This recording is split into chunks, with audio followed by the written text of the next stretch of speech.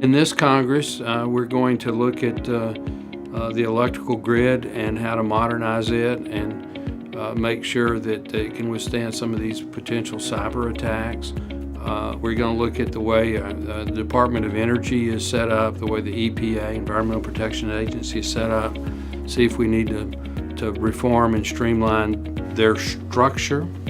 We're going to hopefully pass a law that finally gets high-level nuclear waste moving, so that we move it out of the reactor sites to a central repository, first on an interim basis and then a permanent basis.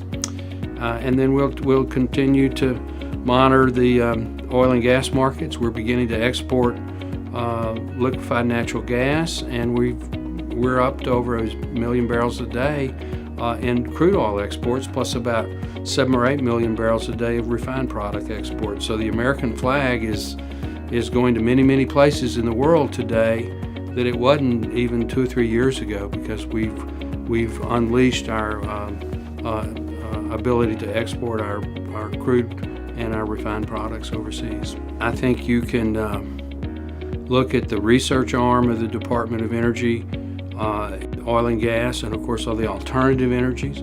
We've had great success with our solar energy and wind energy programs. I think we'll continue to look at that. And then this also involves the Environmental Protection Agency, but I think the Department of Energy should regain some of its jurisdiction over environmental policy. EPA still has responsibility for implementing the law, but energy and environment are so intertwined that I think we need to rebalance that equation so that the Energy Department is more involved in that. Well, a lot of the innovation has come in the private sector. Hydraulic fracturing, horizontal drilling. There were some government grants early on, but most of that was privately funded, and the innovation part of it in most cases is incremental, literally at the company level, and there are all kinds of companies, and they have just incrementally improved the technology so as to today we have a technological and a cost advantage in the exploration and the production of those shale resources.